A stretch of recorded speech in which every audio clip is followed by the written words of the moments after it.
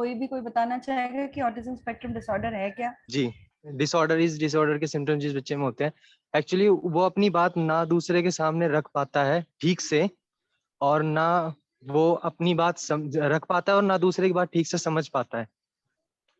चलिए, तो बहुत ही साधारण शब्दों में सौरभ जी ने बताने की कोशिश की कि ऑटिज्म स्पेक्ट्रम डिसऑर्डर वाले बच्चों में अपनी बात बताने की क्षमता में कहीं ना कहीं कमी है। ये बहुत ही इंपॉर्टेंट पॉइंट है और ये याद रखिएगा जहां से हम शुरू करें ना।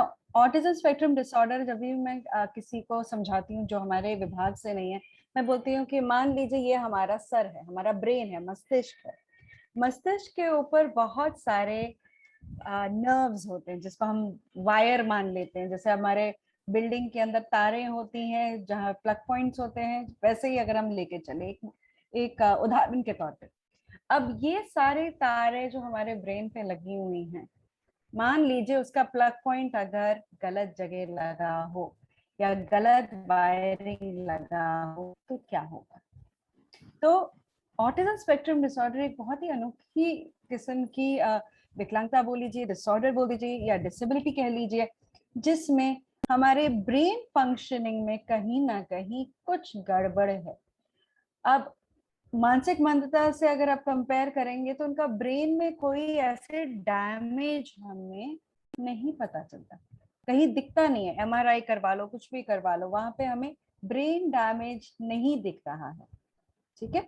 लेकिन उनके व्यवहार से, उनके बात करने के तौर तरीके से, उनके कुछ हरकतों की वजह से हमें ये लगता है कि इस बच्चे में कुछ ना कुछ विकलांगता है। तो मैं इंग्लिश में बोलूंगी, इस बार मैंने पीपीटी में हिंदी के भी नोट्स डाले हैं, पर मैं उसकी गारंटी नहीं लेती। मेरे को उसका भाषा सरल लगा इसलिए मैंने डाला है। तो हिंदी वाले पोर्शन में मैं चाहूंगी कोई ना कोई उसको पढ़ के सुनाए, ठीक है। तो पहले क्या होता था, जब ऑटिज्म की पहले रिसर्च चलती थी तो वो तीन क्या बोलते हैं, डेफिसिट की बात करते हैं, जिसको ट्रायड ऑफ इम्पेयरमेंट्स कहते थे। तीन किस्म की कमियां हमारे बच्चों में पाई जाती थी। एक थी भाषा की, एक सामाजिकता की, सोशलाइजेशन की, और उनके व्यवहार में रेपिटेटिव और रिस्ट्रिक्टेड बिहेवियर देखा गया था। कुछ एक उनके व्यवहार में ही अटपटापन था, ठीक है। अब DSM-5, कल मैंने आपको DSM-5 के बारे में बताया था, स्टैटिस्टिकल मैनुअल है जिसके अंतर्गत आप बच्चों का डायग्नोसिस करते हैं। उसमें अब उन्होंने सोशलाइजेशन और कम्युनिकेशन को एक साथ कर दिया है, क्योंकि कोई भी भाषा को अगर हमें काबू में करना है या फिर सीखना है, उसमें सामाजिकता का बहुत बड़ा हाथ होता है। अगर बच्चे में नॉर्मल डेवलपमेंट भी हो या फिर उसका माइलस्टोन्स करेक्ट भी हो, अगर उसको प्रॉपर सोशल एनवायरनमेंट ना दिया जाए तो उसका भाषा विकास रुक जाता है। ये हमें पता है, सिद्धांत के तौर पे ही पता है। तो इस वजह से ऑटिज्म में जब उन्होंने क्लासिफिकेशन किया तो सोशल एंड कम्युनिकेशन स्किल्स को एक साथ रखा। सोशल एंड कम्युनिकेशन को उन्होंने अलग अलग नहीं किया। DSM-4 तक या उससे पहले तक तीन थे। फिर सेकंड, जैसे मैंने बताया, रिस्ट्रिक्टेड एंड रेपिटेटिव बिहेवियर।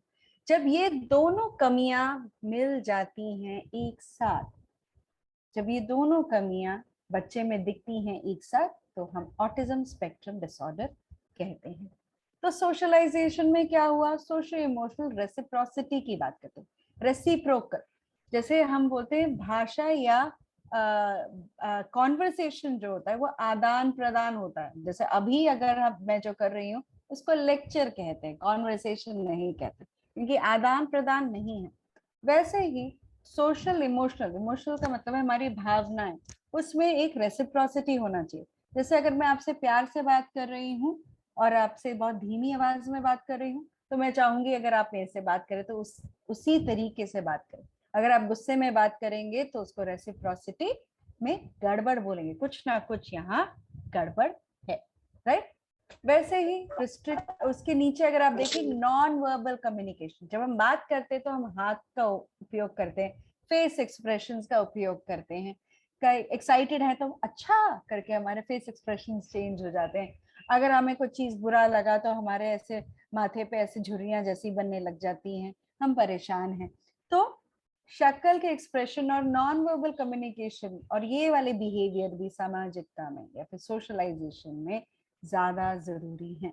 और तीसरी बात है रिलेशनशिप डेवलप करना। जैसे रिलेशनशिप हम सिर्फ इतना मानते हैं कि हमारे घर परिवार से सीमित होगा, ऐसा नहीं है। हम जिस भी अवस्था में है वहां पे जितने भी लोग होंगे उनके साथ कुछ ना कुछ हमारा रिलेशनशिप बनता है। जैसे अभी मैं आपको जानती नहीं हूँ, पर 2 दिन से हम सबका एक रिलेशनशिप है। मैं आपकी लेक्चर ले रही हूँ, आप मेरा क्लासेस अटेंड कर रहे हैं। अगर मैं आपके साथ काम कर रही होती तो मैं आपकी कॉलीग होती। मैं अगर आपकी बॉस होती तो आप मेरे सबॉर्डिनेट और मैं आपकी बॉस रहती। रिलेशनशिप सब जगह बनता है। अगर अगर आप रिक्शा भी लेते तो रिक्शे वाले के साथ थोड़े समय के लिए आपका एक रिलेशनशिप डेवलप होता है, और उसकी कोई मर्यादा, कुछ तरीके की बातें हैं जो हमें डेवलप करनी पड़ती है। जिस तरीके से हम अपने दोस्तों से बात करते हैं, ये बाकी रिलेशनशिप में बातों का तरीका बदल जाता है। तो अगर उस नजरिए से देखें तो हम ये कह सकते हैं कि ऑटिज्म के बच्चे ऐसे रिलेशनशिप्स को समझ नहीं पाते। उनके हिसाब से उनका रिलेशनशिप सिर्फ माता पिता या फिर उनके केयर गिवर या फिर उनके भाई बहन के साथ ही सीमित रहता है। वो भी वो इतनी अच्छी तरह बखूबी नहीं निभा पाते, क्योंकि उनकी स्पीच, उनका लैंग्वेज, उनका सोशल स्किल्स बहुत ही ज्यादा कम होगा। दूसरा उन्होंने जो पहलू बताया जिसको हम बोलते हैं restricted repetitive pattern of behaviour. आपने देखा होगा कुछ बच्चे, अगर अगर अगर आप मिले हैं किसी ऑटिस्टिक बच्चे के साथ, तो बॉडी रॉकिंग करते हैं, वो यूं यूं आगे हिलते रहते हैं, चाहे वो काम कर रहे हो या ना कर रहे हो। कई लोग ऐसे हाथ हिलाते हैं, झटकाते हैं, कुछ ना कुछ बिहेवियर्स करते हैं। अब ये क्यों करते हैं का बहुत सारे सिद्धांत है कि उनको उससे मजा आता है, या फिर बिल्कुल ही खाली बैठे हैं और वो कुछ ना कुछ सेंसेशन लेना चाह रहे हैं। तो ये सब समझ आता है कि हाथ पैर हिला रहे हैं, तो हर चीज का उनका एक रीजन रहता है। लेकिन ये रेपिटेटिव स्टेरियोटिपिकल बिहेवियर्स या फिर कुछ चीजों को हाथ में पकड़े रखना। मेरी बच्ची थी जो हाथ में हमेशा एक मोती या फिर वो चमकीले, वो जो पत्थर नहीं होते ग्लास के जो बने थे, वो हाथ में रखती थी और वो ऐसे ऐसे करती रहती थी। उसके हाथ से वो छिन जाए तो कोई काम भी नहीं करेगी और बहुत परेशान हो जाती थी। तो ये कुछ रिचुअलिस्टिक बिहेवियर है, एक तरीके से ही बच्चे करते हैं। या फिर कई बार आपने देखा होगा कि कई लोग जो ओसीडी होते हैं, वो कभी दरवाजा खोलते तो 3 बारी खोलते हैं फिर दरवाजा खोलेंगे ऐसे। तो उनका कुछ ना कुछ रिचुअलिस्टिक या रूटीन बिहेवियर रहता है जिसका वो पैटर्न तोड़ नहीं पाते। फिर है फिक्सेटेड इंटरेस्ट। जैसे मैं हमेशा वनीला आइसक्रीम ही खाऊंगा, मैं हमेशा चॉकलेट ही खाऊंगा, मैं यही पसंद करता हूँ, मुझे इस तरीके के कपड़े ही पसंद है। ये सब बहुत सामान्य चीजें हैं जो हमारे में भी होता है, लेकिन इसकी गंभीरता ऑटिज्म में थोड़ी सी ज्यादा होती है। Severity of interest, fixation of interest ज्यादा होता है। मैं एक साधारण एग्जांपल दूंगी। जैसे कुछ बच्चे हैं जो रोटी और दाल अलग अलग खाते हैं, वो डुबा के एक साथ नहीं खा सकते, या फिर पहले रोटी पूरा खत्म करते हैं फिर सब्जी खाते हैं। उनका तरीका, बिहेवियर वो करने का बहुत ही स्ट्रिक्ट है। उनको पसंद नहीं है अगर सब्जियां 2 मिल जाए। जैसे हम एक ही थाल में कई बार खाना सजा देते हैं और उसके अनुसार लेते हैं, आप उसमें थोड़ा सा मिल गया या दाल चावल को मिक्स कर दिया, ये सब उनको बहुत ही ज्यादा परेशानी देता है। और लास्ट पॉइंट है हाइपर या hypo reactivity. Hyper and hypo आपको समझने के लिए थोड़ा वक्त बहुत ध्यान से सुनना पड़ेगा। हाइपर एक्टिविटी हमें पता है बहुत ही तीव्र जब इमोशन हो। जैसे कई लोगों को, जैसे मुझे कोई अगर डिओड्रेंट लगाता है तो मेरे को बहुत तकलीफ होती है, मेरे को सिर बिल्कुल सर पे चढ़ जाता है, मेरे को उल्टी आने लग जाती है, सर दर्द होने लगेगा। मैं हाइपर सेंसिटिव हूँ, मेरे को थोड़ी सी भी सुगंध से बहुत तकलीफ होती है। कई लोगों को, कई लड़कियों को आपने देखा होगा बहुत ज्यादा परफ्यूम लगाती है, उनको कोई दिक्कत ही नहीं है क्योंकि उनको उसकी आदत है। बट जो लोग हाइपर सेंसिटिव होते हैं उनको थोड़ी सी रोशनी, थोड़ी सी आवाज या फिर थोड़े से सुगंध से भी कई बार दिक्कत होती है। जैसे एग्जाम्पल दूंगी, कई बच्चे हाइपर सेंसिटिव टू साउंड होते हैं, तो आपने देखा होगा अपना ऐसे कान दबा के पकड़ते हैं, आवाज मत करो। अगर आप चिल्ला के बात करें तो अपना कान दबा देते हैं। तो hyper sensitivity to sound, sight, smell, touch, हल्का सा भी अगर आप दबा के पकड़ोगे तो बच्चे को डर लगता है क्योंकि बहुत ही ज्यादा हाइपर है। थोड़ा सा भी सेंसेशन अगर हो तो वो बर्दाश्त के, हाइपर सेंसिटिविटी उसका बिल्कुल उल्टा है। इसका मतलब बहुत ही ज्यादा मात्रा में उनको चाहिए। जैसे आपने देखा होगा चाय में चीनी कितना लेते हैं लोग, कुछ बिल्कुल ही नहीं लेते, उनको बिल्कुल भी चीनी नहीं चाहिए, बोलते दूध का ही मीठा है मुझे और नहीं चाहिए। कुछ लोग 1 चम्मच या 2 चम्मच डालते हैं, कुछ उसमें से भी कलाकार होंगे जो 2-3 चम्मच ज्यादा डालते हैं, और आप बोलते भैया ये तो चाशनी पी रहा है। क्यों? उनका वो सेंसेशन हाइपो है, उनको उस सेंसेशन को पाने के लिए ज्यादा मात्रा में सेंसिटिविटी या सेंसरी इनपुट की जरूरत है। जैसे कई लोग बहुत लाउड साउंड सुनते हैं, बहुत लाउड आवाजें सुनना पसंद करते हैं, बहुत लाउड गाना पसंद करते हैं। कई लोग बहुत ही धीमी आवाज में बात करना चाहते हैं। क्यों? क्योंकि वो हाइपर सेंसिटिव है, जो धीमी आवाज में सुनना चाहते हैं। जिनको ज्यादा सेंसेशन की जरूरत है वो हाइपो होते हैं। वर्ड्स एक बार देख के रखिएगा। विकलांगता क्षेत्र में ये दोनों वर्ड्स बार बार लगातार आते ही आते हैं। अब मैं ये पिक्चर दिखा रही हूँ ताकि आपको थोड़ा सा नजरिए से समझ आ जाए कि ऑटिज्म वाले बच्चों के व्यवहार किस तरीके के होते हैं। वो ज्यादातर अकेले रहना मैं इसका लार्ज स्क्रीन करके देखती हूँ ताकि मैं ड्रॉ कर पाऊँ। जी, मैं कहाँ बात कर रही हूँ तो आपको समझ आएगा। अकेले किसी ना किसी खिलौने के साथ खेलना पसंद करते हैं। हम नॉर्मली देखते हैं छोटे बच्चे किसी ना किसी के पास जाना कोशिश करते हैं, खेलने की कोशिश करते हैं, बट ऑटिज्म वाले बच्चे ज्यादातर अकेले रहना पसंद करते होंगे। ठीक है, नेक्स्ट, वो अपने से रिस्पॉन्ड करने की क्षमता बहुत लेट में दिखाते हैं, रिस्पॉन्ड ही नहीं करते। आप उनके सामने ऐसे चेहरे बनाओ, मुस्कुराओ, उसको गुदगुदी करो, बच्चे का जो अप्रोप्रिएट हम बिहेवियर एक्सपेक्ट करें कि बच्चा हंसेगा या रोएगा या जो भी करेगा अप्रोप्रिएटली, अगर हम बहुत तंग कर रहे हैं तो आवाजें करेगा, ये सब रिस्पॉन्स थोड़े धीरे आते हैं। तो बहुत ही छोटी उम्र में, मधुर जी कुछ कह रहे हैं आप? चलिए, तो बहुत ही छोटी उम्र में अगर आप देखें तो कई बार माता पिता उनको अस्पताल ले जाते कि बच्चा रिस्पॉन्ड नहीं कर रहा, और डॉक्टर कहता है इसका एक बार बेरा टेस्ट कराओ। BERA test is a inner ear hearing test. Okay, तो बेरा टेस्ट करवाते हैं, लेकिन उसमें बच्चे में कोई हियरिंग इश्यू नहीं दिखता। फिर बड़ा अटपटा सिचुएशन हो जाती है कि बच्चा रिस्पॉन्ड क्यों नहीं कर रहा है, राइट? तो ये बहुत ही कॉमन मिसमैच्ड असेसमेंट रहता है। काफी सारे बच्चे जो ऑटिज्म के आते हैं वो कहीं ना कहीं बताते हैं कि बहुत ही छोटी उम्र में डॉक्टर के कहने पर उन्होंने बेरा टेस्ट किया था। फिर छोटे बच्चों में नॉर्मली अगर देखें तो दूसरों को देखने की क्यूरोसिटी रहती है, दूसरों से बात करने की क्यूरोसिटी रहती है, अपनी चीजें दिखाने की क्यूरोसिटी रहती है। देखो मेरे पास तो ये खिलौना है, मेरे को तो मेरे पापा ने दिया था, कुछ ना कुछ करने की क्यूरोसिटी उनकी। इन बच्चों में ऐसा सोशल नीड बचपन से ही नहीं होता है, ये बिल्कुल ही अलूफ हो जाते हैं, और जबरदस्ती करो तो कई बार बहुत नाराज भी हो जाते हैं। फिर है फेस एक्सप्रेशंस की कमी होना। जैसे मैं अगर हंस रही हूँ तो आपको समझ आ जाएगा कि मैं असली वाली हंसी हंस रही हूँ या नकली वाली आपको चिढ़ाते हुए हंस रही हूँ, या फिर मैं नाराज हो रही हूँ तो सही में नाराज हो रही हूँ या नहीं हो रही।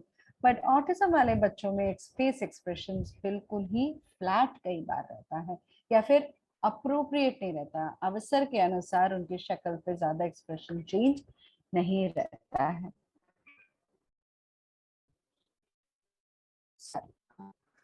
फिर है interaction with others to achieve goals only. जैसे अगर वो किसी से इंटरेक्ट करने की कोशिश भी कर रहे हैं वो इसलिए क्योंकि वो आपसे कोई काम निकलवाना चाहते हैं, जिसको हैंड लीडिंग भी कहा जाता है। हैंड लीडिंग में क्या होगा, वो आपको एक औजार के रूप में यूज कर रहा है, as a tool he is using the person और the caregiver as a tool. तो उनको पता है कि मम्मी को तंग करेंगे तो खाना मिलेगा, भैया को तंग करेंगे तो खिलौना मिलेगा, मम्मी का हाथ पकड़ के अगर ले जाएंगे तो मम्मी वो सामान उठा के दे देंगी।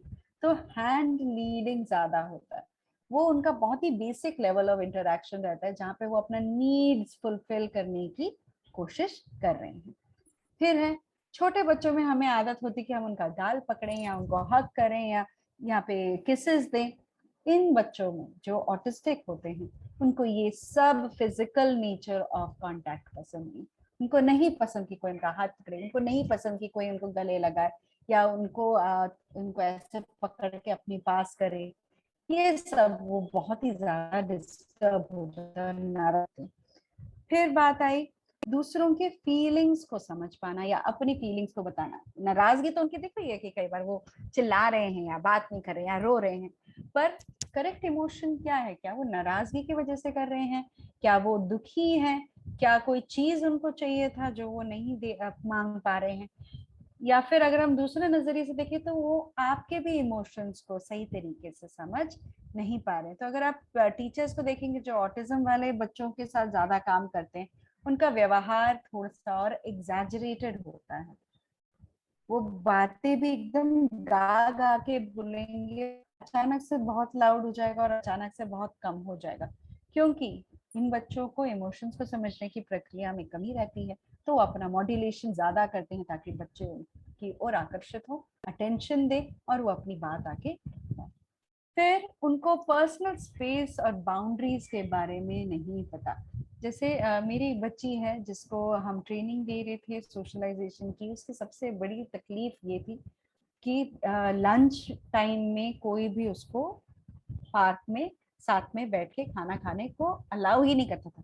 खेल लेते थे, पढ़ाई साथ में करते थे, एक्टिविटीज के लिए ले जाते थे, बट खाना खाते वक्त बच्चा एक कोने में बैठा रहता था और कोई भी उसको आसपास नहीं पकड़ना था। क्यों? क्योंकि उनके जैसे ही टिफिन खुलेगा और बच्चे को अपने पसंद की कोई भी चीज मिल जाए तो सीधा छीन लेगी। उससे उसके फ्रेंड्स को बड़ी तकलीफ हो रही थी और वो उसको समझा भी नहीं पा रहे थे और उसको ये भी नहीं बता पा रहे थे कि ये नहीं देना। तो वो बोल रही, वो और एजिटेट हो जाती कि क्यों नहीं दे रहे, मैं इसको ले क्यों नहीं रहे। या फिर अगर वो किसी को पसंद करती तो बहुत ही चिपक के बैठेगा, उसका सामान लेगा, उसको आकर्षित करने के लिए चूटी काटेगा। तो पर्सनल स्पेस और बाउंड्रीज कई बार इन बच्चों में समझ की कमी रहती है। फिर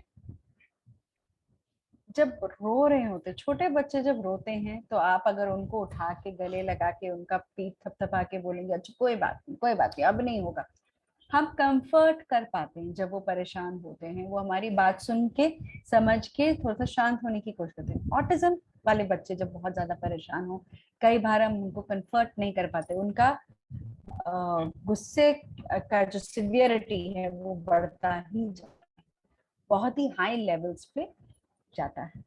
फिर लास्ट है अवॉइडिंग आई कांटेक्ट। उसको एक समय पे बहुत ही बड़ा बहुत ही ज्यादा एविडेंट सिम्टम माना जाता था कि आप उनसे बात कर रहे हो लेकिन वो आपके चेहरे पे नहीं देख रहे हैं या फिर आपको आई कांटेक्ट नहीं दे रहे। जैसे हमारी सबकी इनीट टेंडेंसी होती है डेवलपमेंट में कि हम सोर्स ऑफ द साउंड, जहां से आवाज आ रही है आप उस तरफ देखने की कोशिश करते हैं।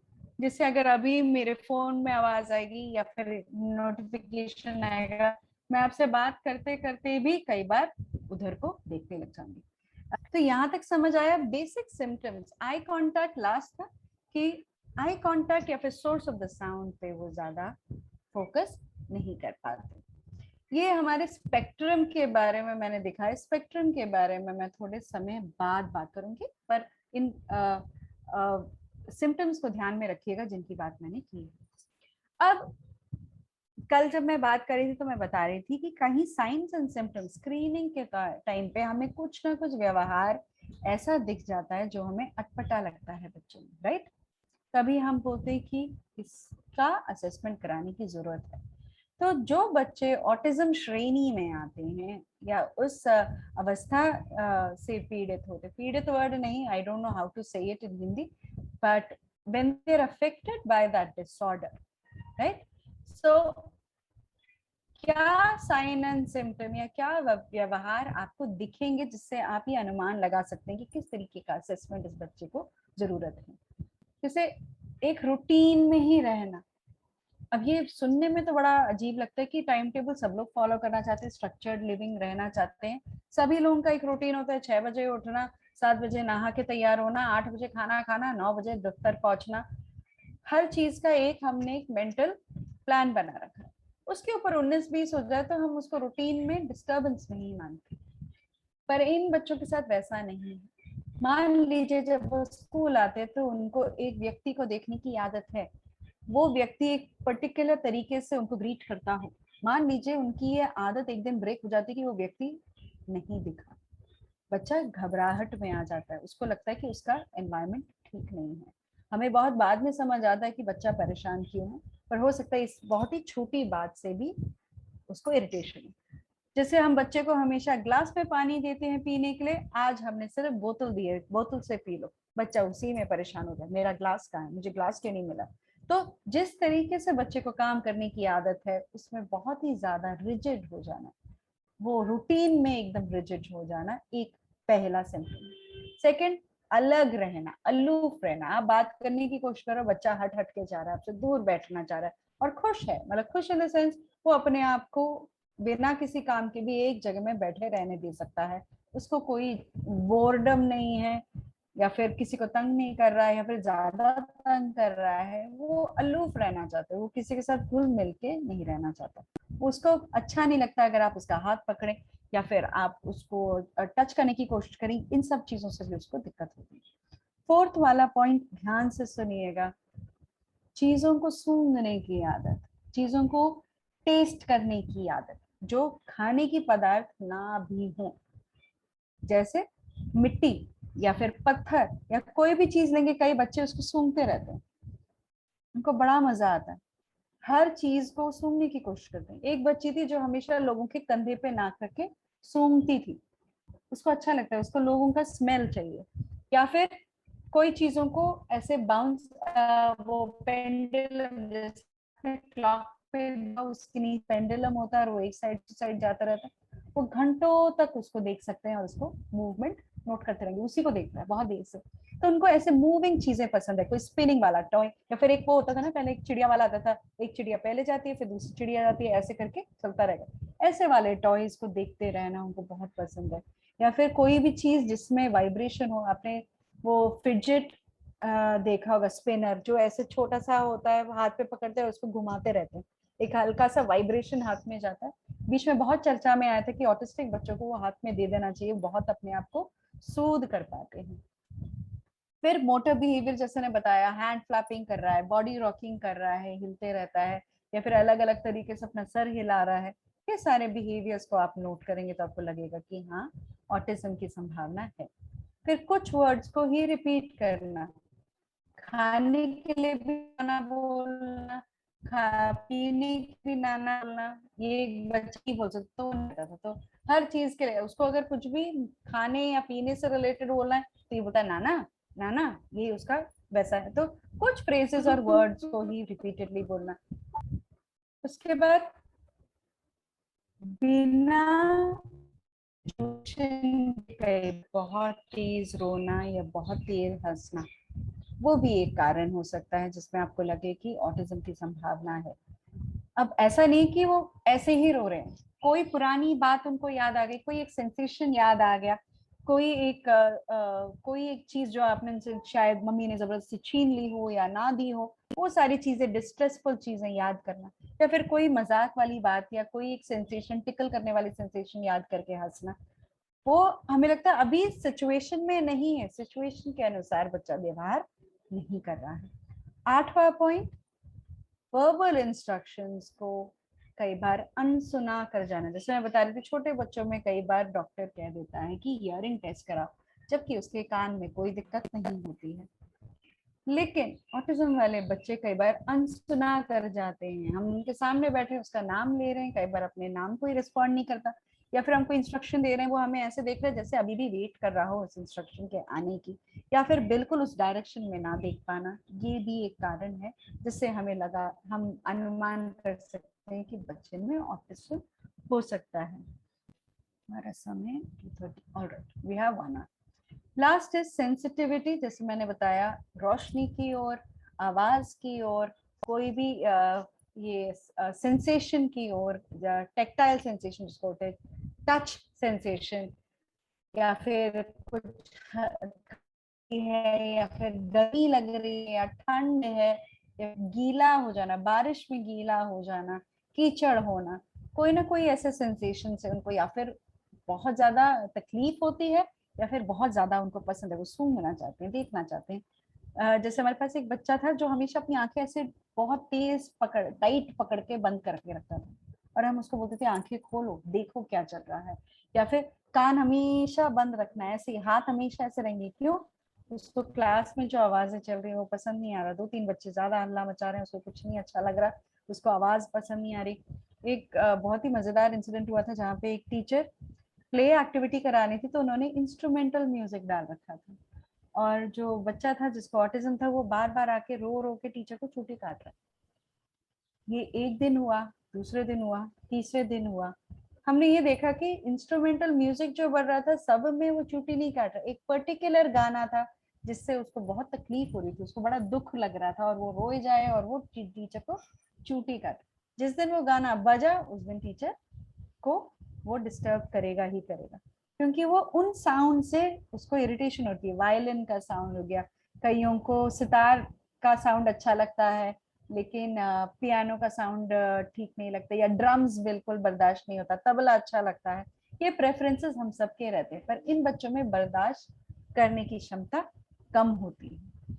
फिर आया आपका सोशल कम्युनिकेशन, उसमें मैं 2-3 इंपॉर्टेंट वाले पॉइंट्स बताऊंगी कि वो वाले आप याद रखेंगे।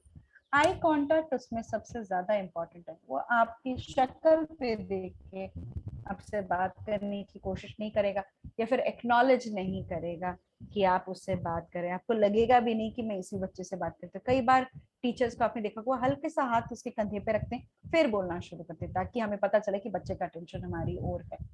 अपने नाम के साथ नाम को रिस्पॉन्ड ना कर पाना एक प्रॉब्लम है। दूसरा, अपने फेशियल एक्सप्रेशंस को ढंग से व्यक्त नहीं कर पाना, खुशी शक्ल पे नहीं दिख रही, दुख वो ढंग से नहीं समझ पा रहे या दिखा नहीं पा रहे। इंटरैक्टिव प्ले, 2 बच्चों में जो खेल होना चाहिए, 5 बच्चों में जो खेल होना चाहिए, वैसे वाले गेम्स वो खेलते भी नहीं है, उनको पसंद भी नहीं है। उनको वही गाड़ी या गुड़िया चाहिए होती है जिसको वो स्पिन करते रहेंगे, या उस खेले खेलेंगे जैसे बहुत ही छोटे बच्चे खेलते हैं। जैसे छोटे बच्चों को आपने अगर खेलते हुए देखा है तो वो क्या करते हैं, ब्लॉक उठाते हैं, मुंह में डालते हैं, फिर उसको लगाने की कोशिश करते हैं, फिर थोड़ी देर तक मुंह में डालेंगे, फिर फेंकेंगे। वो अकेले ही खेलते हैं, वो 2 छोटे बेबीज को एक साथ खेलते हुए आपने नहीं देखा, वो अकेले अकेले खेलना पसंद करते हैं, उनको खिलौनों से खेलना है। यही तरीका आपके ऑटिस्टिक वाले बच्चों में काफी उम्र तक आपको दिखाई देगा। फिर पॉइंट ना कर पाना, जहाँ पे आप दिखा रहे हैं उस तरफ नजर ना ले जा पाना, या फिर प्रिटेंड प्ले ना कर पाना, या अपने दोस्तों के प्रति इंटरेस्ट ना दिखा पाना, कोई भी अपनी इमोशंस को ढंग से व्यक्त ना कर पाना, क्योंकि उसका या फिर आप हंसी देखते हो या फिर आप आंसू देखते हो, पर आपको ये नहीं समझ आ रहा हंसी किस बात के लिए है, क्या खुशी दे रहा है, या फिर किस बात के लिए अभी वो परेशान है।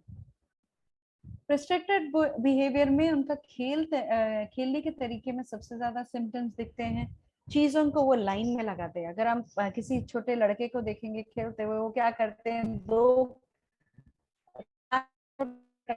करेंगे या फिर उसको नीचे गिराने की कोशिश करेंगे।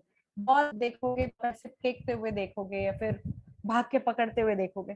पर यहाँ पे ये बच्चे क्या करते हैं, वो खिलौनों को एक लाइन में लगाते हैं, छोटे से बड़ा, बड़े से छोटा, रंगों के अनुसार उनको सेट करेंगे।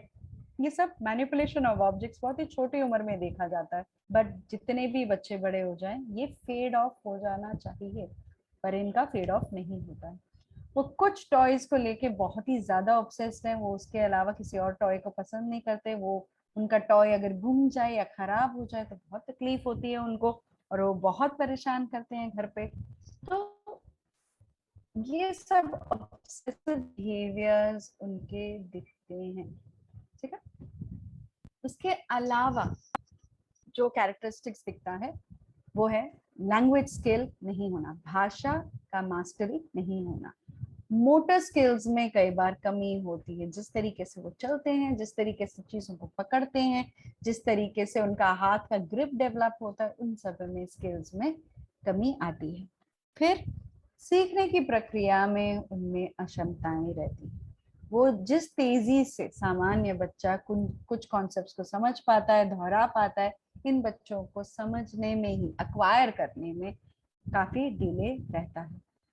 लेकिन ऑटिज्म में कई बार इंटेलेक्चुअल कैपेसिटी नहीं है, एक अक्षमता नहीं है, उसके बावजूद वो स्किल्स को डेवलप नहीं कर पाते। फिर हम बोलते हैं बहुत हाइपर एक्टिव होना, बिल्कुल ध्यान ना दे पाना, इम्पल्सिव होना, छीन लेना है, मुंह में डाल देना कोई भी चीज। जैसे बहुत ही छोटे बच्चे होते हैं ना, प्लग में उंगली डाल देंगे, जब तक आप पकड़ने जाओगे तब तक कुछ ना कुछ गिर गया होगा या कुछ ना कुछ होगा। तो ये सारे इम्पल्सिव बिहेवियर्स उम्र के साथ घटने चाहिए, लेकिन वो इनमें अभी भी है। एपिलेप्सी एक काफी कॉमन तो नहीं बोलूंगी, बट कई बच्चों में बहुत ही सिवियर लेवल में एपिलेप्सी रहता है। और ये उस टाइप का एपिलेप्सी जिसमें दवाइयों का सिवियरिटी बढ़ता ही जाता है, डोसेज बढ़ता ही जाता है। क्योर होते हुए मैंने बहुत ही कम बच्चों को देखा है जिनको ऑटिज्म रहा हो। मैं उनकी बात नहीं करी जिनको बुखार की वजह से फीवरल सीजर्स आया हो, मैं उनकी बात नहीं करी। मैं एपिलेप्सी, मिर्गी का दौरा पड़ने वाले बच्चों की बात करें तो ऑटिज्म में काफी सारे बच्चों को मैंने देखा है जिनको मिर्गी के भी दौरे साथ के साथ आते ही आते हैं। फिर उनका खाने का डिसऑर्डर रहता है, वो अटपटी चीजें खाना पसंद करते हैं, साधारण सामान्य खाना वो खा नहीं पाते। उनको जैसे केला पसंद नहीं है, मुंह में वो जो गला हुआ एक टेस्ट आता है वो उनको पसंद नहीं है, तो वो उल्टी कर देते हैं। या फिर जैसे कई बार आप बीन्स बना रहे, बीन्स का वो एक एक रस्सी जैसा होता है, एक एक बाल जैसा होता है बीन्स में, वो अगर मुंह में रह गया तो उससे उल्टी कर देते हैं। तो बहुत ही सेंसिटिव होता है कि वो मुंह में क्या क्या डालेंगे।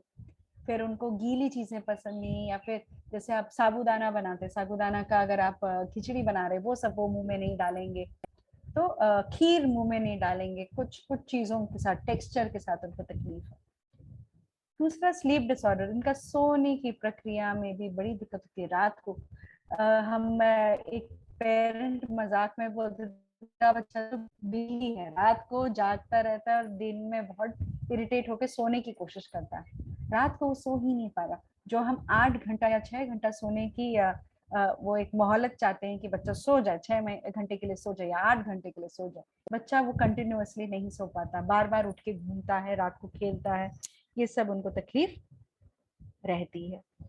फिर है इमोशनल रिएक्शंस, बहुत अनयूजुअल होता है, बहुत ही ज्यादा जल्दी इमोशनल हो जाते हैं, बहुत ज्यादा रोएंगे या बहुत जल्दी इरिटेट हो जाएंगे। जैसे गर्मी लगी, जैसे ही गर्मी लाइट चली गई है 5 मिनट के बाद इनकी एक अजीब वाली रोने वाली आवाज आएगी, जैसे इरिटेट हो गए हैं। तो इनके इमोशनल रिस्पॉन्सेज या मूड अनयूजुअल रहता है, बहुत जल्दी एंग्शियस हो जाते हैं, नहीं आया, ये क्यों नहीं हुआ, ये क्या हो गया, मम्मी क्यों नहीं आई, मम्मी ने अभी तक खाना क्यों नहीं दिया। आप उसका समाधान भी करना चाहोगे तो बहुत ही ज्यादा स्ट्रिंजेंट रहता है कि नहीं मेरे को ये ऐसे ही चाहिए, मेरे को ऐसे ही खाना है। तो कई जगह में आपको लगेगा कि टैंट्रम थ्रो कर रहा है कि खाना फेंक दिया, नहीं ऐसा नहीं चाहिए टाइप्स। लेकिन that is because of the stress and anxiety, वो बहुत ही ज्यादा एक्सेसिवली उनका शूट अप करता है। जैसे अगर मान लीजिए अभी 2 बजे को क्लास होनी थी और मैं लॉग इन नहीं कर पा रही हूँ, तो आप 10-15 मिनट तो वेट कर लेंगे, उसके बाद धीरे धीरे आपको भी एक एंजाइटी फील होगा, क्या मेरा कनेक्शन खराब है, क्या मेरा नेटवर्क खराब है, क्या बाकी फ्रेंड्स देख पा रहे हैं। तो आप आपस में पूछोगे, अच्छा तुझे दिख रहा है, मुझे नहीं दिख रहा, अच्छा मैम आई नहीं है क्या। आप ये सारा वरी करके आपस में सुलझाने की कोशिश करेंगे। इन बच्चों में ये वरी भी नेचुरली आता है, लेकिन उनको सुलझाने का जरिया नहीं मिल पाता। Last is lack of fear या फिर एक्सेसिव फियर होना। कुछ बच्चों को बिल्कुल डर नहीं लगता। मैं एक एग्जांपल दूंगी, एक हमारी बच्ची थी जिसका ये दाढ़ी के यहाँ ये टेबल से लग के कट गया था। वो खेल रहे थे बच्चे, तो नीचे कुछ गिरा, तो झुक के उठा रही थी टेबल के कोने से, उसका दाढ़ी ये क्या बोलते चिन, चिन के यहाँ कट गया और उसको स्टिचेस की जरूरत पड़ी। अब जब तक हम ऐसे करके देख रहे खून निकल रहा है, खून निकल रहा है, वो बच्चा भी रो रहा है, अगर हम बहुत मुस्कुरा के बोले अरे हो गया, तो बच्चा भी चुप। उसको दर्द का एहसास नहीं हो रहा, उसको खून देख के डर नहीं लग रहा, वो अपने स्टिचेस खुद निकाल रही है, उसको इन सब चीजों से तकलीफ नहीं हो रही। छोटे बच्चों में हम नॉर्मली देखते हैं कि बहुत जल्दी वो डर जाते हैं जब चोट लगती है, या फिर बहुत ही ज्यादा डर लगेगा। काफी सारे ऑटिस्टिक बच्चों को हमने देखा है जिनको हम दवाई तक नहीं दे पाते, बहुत तेज बुखार है, हम मुंह में दवाई डालना चाह रहे हैं, टैबलेट देना चाह रहे हैं, पर उनका इतना एक्सेसिवली डरते हैं वो करने नहीं देते। या फिर उनका बाल काटना चाह रहे हैं तो बाल नहीं कटवाएंगे, उनको बहुत डर लगता है कैंची से, रो रो के बुरा हाल कर देंगे, हाथापाई करेंगे और आगे बात नहीं बढ़ पाएगी। तो बेसिकली अगर आप देखें, ऑटिज्म का मेन अगर आप फोकस करें तो लैंग्वेज ना डेवलप कर पाना इज अ प्रॉब्लम, या फिर आप बोलें उनका सोशल स्किल्स ना डेवलप कर पाना इज अ प्रॉब्लम, या फिर आप कहेंगे उनका बिहेवियर बहुत ही रिजिड होता है और बहुत ही जल्दी वो परेशान हो जाते हैं, दैट इज अ प्रॉब्लम। मैं आज बहुत ही सिंपल तरीके से करा रही हूँ, अगला अगर मैं टीचिंग टेक्निक्स कराऊंगी तो कुछ चीजें और आपको ऑटिज्म के बारे में बताना चाहूंगी, पर आज के लिए हम यहीं तक, इन कैरेक्टरिस्टिक्स तक ही रखेंगे। अब हम जा रहे हैं हिंदी की ओर, तो मैं चाहूंगी आप में से कोई इसको रीड आउट करके बताए ताकि मैं इसको समझा पाऊं, या फिर आप खुद ही समझाएंगे तो बहुत ही बढ़िया रहेगा। कोई रीड आउट करना चाहेगा? हेलो हाँ जी, सुनाई दे रहा है, अब बोलिए। जी, जी स्टार्टिंग से करते हैं। जी। ऑटिज्म स्पेक्ट्रम डिसऑर्डर, जिसे ऑटिज्म भी कहते हैं, स्वलीनता स्पेक्ट्रम विकार, यह जन्म के समय या उसके शीघ्र बाद आरंभ होने वाली एक जीवन भर की विकलांगता है। ऑटिज्म व्यक्ति के सीखने के ढंग और वह अन्य लोगों और आसपास के वातावरण से किस तरह क्रियाकलाप करता है, इस पर प्रभाव डालता है। तो हम यहाँ पे इंटेलिजेंस की बात यहाँ नहीं कर रहे हैं, या फिर किसी भी इंद्रियों में कोई कमी या फिर कोई क्षति होने की बात वो नहीं कर रहे हैं, पर वो ये कह रहे हैं कि आपस में दूसरे लोगों के साथ जिस ढंग से वो मेल करते हैं या फिर सोशलाइज करते हैं उसमें कमी है, बात करना नहीं सीख पा रहे हैं, सोशलाइज नहीं कर पा रहे हैं, तो उनका पूरे लाइफ लॉन्ग ये एक सिम्टम रहता है। ये उम्र सबसे पहले अगर अगर देखा जाए तो 18 महीने की उम्र में देख सकते हैं कुछ सिम्टम्स, या फिर 3 साल से पहले तक इनके पूरे सिम्टम्स आ जाते हैं और आप डायग्नोस कर पाते हैं। बट कई बार हमने सुना है कि बच्चा पहली बार डायग्नोस हुआ है जब वो 6 साल का था या 7 साल का था, क्योंकि माता पिता को शायद जागरूकता नहीं थी, या फिर उस टाइम पे इतना सिम्टम्स बाहर नहीं दिख रहे। आगे पढ़िए। ऑटिज्म क्या है? ऑटिज्म एक मस्तिष्क का विकार है जो अक्सर इससे ग्रस्त व्यक्ति को दूसरे के साथ संबंधित होना कठिन बनाता है। ऑटिज्म में मस्तिष्क के विभिन्न क्षेत्र एक साथ काम करने में विफल हो जाते हैं। इसे ऑटिज्म स्पेक्ट्रम विकार भी कहा जाता है। ऑटिज्म से ग्रस्त व्यक्ति बाकी लोगों से अलग सुनने, देखने और महसूस करते हैं। यदि आप ऑटिस्टिक हैं तो आपको पूरा जीवन ऑटिज्म रहेगा। यह कोई बीमारी नहीं है और इसे ठीक नहीं किया जा सकता। अब ये वाला लाइन वैसे नाराबाजी जैसा लाइन है, बट ये बहुत ध्यान से आप जब किसी और को समझाएंगे तो ये याद रखिएगा, ये बीमारी नहीं है। काफी जगहों में ना ऑटिज्म वाले बच्चों को वो कहते हैं पेशेंट, पेशेंट नहीं है, उसको कोई बीमारी नहीं है। जैसे मैं बता रही थी, उनका नर्व्स हैं, उनका ब्रेन में कोई इंजरी नहीं है, लेकिन वो नर्व्स किस तरीके से, किस टाइम पे, किस तरीके से वो व्यवहार करेगा, उनमें कुछ अटपटापन है। तो उनके सुनने की प्रक्रिया, उनके देखने का नजरिया बहुत अलग रहता है।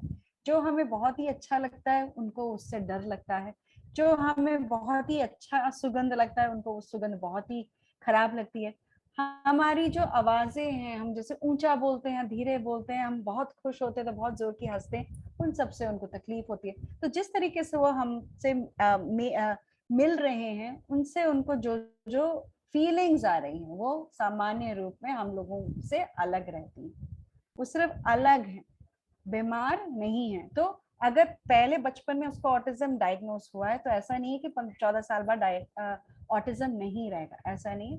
पूरे जिंदगी बच्चा ऑटिस्टिक रहेगा, लेकिन उसके साथ उस डिसऑर्डर के साथ बच्चा जीना सीख लेगा, ट्रेनिंग दिया जाए तो उस ऑटिज्म के सिम्टम होने के बावजूद वो कुछ कुछ तरीके से बहुत अच्छी तरह अपने समाज में वो रह पाएगा। इसके लक्षण पढ़ लीजिए प्लीज। इसके लक्षणों में शामिल है सामाजिकता, भाषा और संवादशीलता की कला के विकास में भिन्नता, बहुत कम चीजों में रुचि और एक ही प्रकार के व्यवहार को बार बार करना, संवेदनाओं संबंधित असमस्याएं असामान्यताएं जैसे कि ध्वनियों से बचकर रहना और इधर उधर अत्यधिक चलना फिरना, अन्य बच्चों के मुकाबले सीखने और खेलकूद में भाग लेने में भिन्नता। जिन लोगों को ऑटिज्म है उनके लक्षणों में परस्पर कुछ समानताएं हो सकती हैं, परंतु वह सभी पूरी तरह से एक जैसे नहीं होते। इसी कारण इसे ऑटिज्म स्पेक्ट्रम कहते हैं। लोग किसी भी आयु में ऑटिज्म से प्रभावित हो सकते हैं और उनमें अनेक प्रकार की कुशलताएं, व्यवहार, सामाजिक बोध क्षमताएं और संवाद क्षमताएं देखने में आती हैं। चलिए, ये स्पेक्ट्रम वर्ड जो आ रहा है अब उसको समझिए। स्पेक्ट्रम का मतलब है जब आपके कार्य करने की क्षमता में बहुत ही वैरायटी हो। जैसे हम बोलते हैं जो अच्छा, जिसकी आवाज अच्छी होती है तो हमें लगता है वो गाता भी अच्छा होगा, राइट? वो बहुत अच्छा गा पाएगा। क्यों? हमने उसका अनुमान कैसे लगाया? उसके स्पीच से ही। मैं एक सिंपल एग्जांपल दूंगी ताकि आपको ये स्पेक्ट्रम समझ आए। एक रेंज रहता है, मोटर स्किल में एक रेंज रहता है। कल जब मैं आपको स्क्रीनिंग के बारे में बता रही थी और मोटर स्किल्स के बारे में बता रही थी, मैं बोलती अगर बच्चा ऊपर की श्रेणी से कुछ कुछ एक्टिविटीज नहीं कर पा रहा है तो हम समझ जाते कि नीचे वाले भी काम वो नहीं कर पा रहा होगा। लेकिन इन बच्चों में वो एक फर्क है। मैं एक एग्जांपल दूंगी। मेरी एक बच्ची थी, उसको हम दोनों हाथ से बॉल कैच करना सिखा रहे थे क्योंकि स्पेशल ओलंपिक्स में थ्रो बॉल का ट्रेनिंग चल रहा था। बड़ी बच्चियों के लिए थ्रो बॉल हमने सेलेक्ट किया। अब जब दो हाथों से बॉल पकड़ने की बात आती थी, वो बॉल या फिर उसको लग जाती थी या फिर बहुत जल्दी डर के वो हट के भाग जाती थी। उससे ये बॉल कैचिंग नहीं हो रहा था। तो हमेशा पीछे से कोई ना कोई टीचर पकड़ के उसके हाथ से बॉल पकड़ना उसको सिखा रही है। नहीं हुआ। एक दिन उसके हाथ में आया टेनिस बॉल, वो जो हरे रंग का होता है, बहुत बाउंस करता है, हल्का सा भी डालो तो ऐसे कूदता जाता है। वो बहुत ही अच्छा बॉल नॉर्मली ये टेनिस के लिए यूज करते हैं। वो बॉल मिला। ये बच्ची सीधी बैठी है कुर्सी पे और दीवार पे उसको बाउंस कर रही है। और आप मानेंगे नहीं, 20-25 बारी बिना गिराए उसने यही काम किया। हाथ में बॉल कैच होगा, दीवार पे मारेगी, वापस हाथ पे आएगा, फिर दीवार पे मारेगी। ये ऑटोमेटिकली करे और उसका नजर उस बॉल की ओर भी नहीं जा रहा है। उसने एक मूवमेंट डिसाइड कर रखा है, उसका बॉडी मूवमेंट चल रहा है। तो हमारे असेसमेंट में अब ग्रॉस मोटर में क्या आया कि दोनों हाथ से बॉल पकड़ने की क्षमता में उसकी कमी है, लेकिन फाइन मोटर एक्टिविटी में हाई आया क्योंकि उसने एक छोटे से बॉल को बार बार बाउंस करके एक्यूरेटली पकड़ा है। इसीलिए उसको स्पेक्ट्रम कहा जाता है। काफी सारे बच्चे लैंग्वेज एक्वायर कर लेते हैं, तोते की तरह सुन के बोल लेते हैं, लेकिन अगर हम उनसे कोई सवाल पूछे उससे रिलेटेड, उस भाषा को वो उस तरीके से उपयोग नहीं कर पाते हैं। तो वो एक श्रृंखला में सेंटेंस लर्न कर लेते हैं। उस जैसे हम बोलते हैं ना कि कुछ आवाजें वो बच्चा बना रहा है जिसकी वजह से कुछ ना कुछ वातावरण में फर्क आ रहा है, तो वो उन आवाजों को सीख जाता है और उसी तरीके से उसको याद रखता है। जरूरी नहीं है वो जो बात कह रहा है उसको उसकी समझ हो। तो हम स्पेक्ट्रम की जब बात करेंगे, लैंग्वेज एक्विजिशन है, कॉम्प्रिहेंशन है क्या? नहीं है। तो स्पेक्ट्रम का मतलब है एक ही डोमेन में जब बच्चे का बहुत ही मिसमैच्ड लेवल हो तो उसको हम स्पेक्ट्रम कहते हैं। समझ आया किसी को? स्पेक्ट्रम का मतलब है एक रेंज में जब बच्चे का काबिलियत रहता है, उसको उस रेंज में जब रहेगा तो उसको हम स्पेक्ट्रम कहते हैं। एक जगह में कुछ एक्टिविटी में वो बिल्कुल ही डेफिसिट है या फिर बिल्कुल ही नहीं कर पाता, और कुछ एक्टिविटीज में बहुत ही ज्यादा महारत वो पा लेते हैं। जैसे कुछ बच्चे आपने देखा होगा सैवेंट स्किल्स कहते हैं या रेनबो चिल्ड्रन कहा जाता है। वो वाले बच्चे होते हैं जिन्होंने एक ना एक गुण बहुत ज्यादा आ रखा। आपने इंडियन आइडल में देखा होगा या फिर किस मेरे को याद नहीं कौन सा वाला था जिसमें एक ऑटिस्टिक बच्चा सिंगर आया था।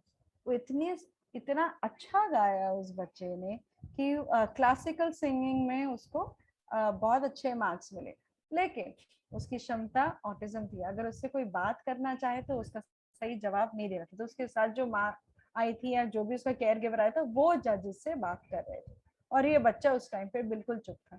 लेकिन जैसे ही म्यूजिक चला और उसको गाने को बोला तो बहुत सुंदर तरीके से सही उच्चारण से उसने पूरा गाना गाया है। तो अगर हम लैंग्वेज का देखें, गाना तो गा रहा है, इसका मतलब लैंग्वेज है, क्या वो बात को समझ के अपनी बात रख पा रहा है, उसमें कमी रहती है। चलिए इसके आगे बढ़ेंगे। सौरभ जी प्लीज आगे पढ़िए। जी मैम।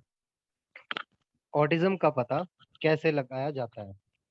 आमतौर पर एक बाल रोग विशेषज्ञ, मनोवैज्ञानिक या विशेषज्ञ दल व्यक्ति का अवलोकन करता है और उसके माता पिता से तथा कभी कभार अध्यापकों से बातचीत करता है। वह लोग बच्चों को कुछ करने के लिए भी कह सकते हैं ताकि वह देख सकें कि सीखने में कैसा है। पेशेवर व्यक्ति कुछ साधनों और निर्धारणों के द्वारा बच्चे की कुछ मानदंडों के अनुरूप होने की जांच करते हैं और वह ऑटिज्म स्पेक्ट्रम डिसऑर्डर की पहचान कर सकते हैं। अब ये बहुत ही इंपॉर्टेंट फैक्ट है, ऑटिज्म वाले बच्चे आपके साथ कोऑपरेट कई बार नहीं कर पाते। मानसिक मंदता बोलिए, कोई भी विकलांगता बोलिए, बच्चों का आकलन करना थोड़ा आसान रहता है क्योंकि बच्चे धीरे धीरे आपसे घुल मिल जाते हैं और रिस्पॉन्ड करते हैं। बट ऑटिज्म वाले बच्चों में ये प्रक्रिया थोड़ी और लंबी हो जाती है। तो उनका जो आंकलन का सिलसिला है वो ज्यादातर हमें इनिशियल माता पिता से ही मिलता है और हमें ज्यादा समय के लिए उनको ऑब्जर्व करना पड़ता है ताकि वो कुछ एक्टिविटीज हमारे साथ कोऑपरेट करके करे, या फिर हम नेचुरल ऑब्जर्वेशन से ही अपना रिकॉर्ड बनाते हैं। जरूरी नहीं है, नॉर्मली क्या होता है आप किसी भी और बच्चे के साथ काम करेंगे 3 से 5 दिन तक हम रखते हैं असेसमेंट, जिसमें हम कुछ कुछ काम करवाते हैं और बच्चा कर पाता है। बट ऑटिज्म एक क्षेत्र है जहाँ पे हमें ज्यादा समय असेसमेंट के लिए लगता है और घुल मिलने में भी थोड़ा सा ज्यादा समय रहेगा। तो इसका जांच कौन करते हैं? मनोवैज्ञानिक कर सकते हैं या फिर एक पूरा दल होता है। अगर आप स्पेशल स्कूल जाएंगे तो स्पेशल एजुकेटर्स रहेंगे, दो आपका ऑक्यूपेशनल थेरेपिस्ट रहेगा, फिजियोथेरेपी की कई बार जरूरत नहीं पड़ती, लेकिन स्पीच थेरेपिस्ट जरूर रहेंगे। तो ये जो दल है वो आपको एक होलिस्टिक प्रोग्राम या फिर होलिस्टिक प्रोफाइल बना के देते हैं, जिससे आपको असली तरीके में बच्चे का करंट लेवल क्या है बताया जाएगा। इसके आगे पढ़ेंगे प्लीज। जी मैम। जी। ऑटिज्म कितना आम है? अनुसंधान के अनुसार 100 में से एक व्यक्ति में ऑटिज्म देखने में आता है और यह स्त्रियों की अपेक्षा पुरुषों में अधिक पाया जाता है। कारण: ऑटिज्म होने का कोई कारण ज्ञात नहीं है। अनुसंधान के अनुसार आनुवांशिक और परिस्थितियों संबंधित घटकों का जन्म से पूर्व और जन्म के बाद दोनों ही ऑटिज्म होने के कारण से संबंध हो सकता है। अनुसंधान से यह भी पता चला है कि हर व्यक्ति में इसका कारण भिन्न हो सकता है। अब ये बहुत ही पेचीदा टॉपिक है क्योंकि हर डिसेबिलिटी का हमने कहीं ना कहीं कॉज बताया है।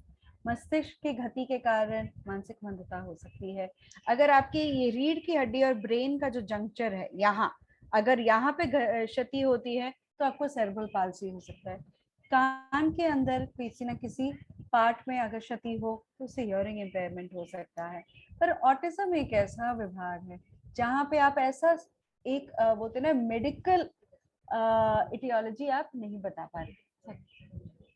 तो अगर हम बात करें ऑटिज्म के कारणों का, तो हमें कहीं से भी ये पता नहीं चलता कि क्या वो हमारे शारीरिक अवस्था के कारण है या फिर ब्रेन के किसी पोर्शन के डैमेज के कारण है। इसके कारण अगर आप देखें तो वो सामाजिक कहते हैं। सामाजिक इन द सेंस कि अगर माता को कभी साइकोलॉजिकल डिसऑर्डर रहा है या फिर माता को मेरी पौष्टिक आहार समय पे नहीं मिला है या फिर गर्भावस्था में उनका कोई ना कोई दवाई का कंसर्न रहा है, तो इन सब कारणों के वजह से हम कहते हैं संभावना रहती है। ज्यादातर पुराने स्टडीज में सारा कारण वो बोलते हैं कि माता के अवस्था पे निर्भर रहता है। अगर उनको पौष्टिक आहार नहीं मिला था, उनको मानसिक तनाव महसूस होता है या फिर कोई मिर्गी के दौरे आते थे या फिर माता इसका क्या बोलते हैं मदिरा का सेवन करती हैं या फिर सिगरेट पीती हैं, तो इन सब के वजह से ऑटिज्म होता है। Was one of the ideology. दूसरा एक थियरी आया कि जो बच्चे मछली खाते हैं, जिन घरों में मछली खाना ज्यादा पसंद करते हैं, मछलियों में लेड पॉइजनिंग या फिर मर्क्यूरी पॉइजनिंग होने के कारण उससे भी बच्चे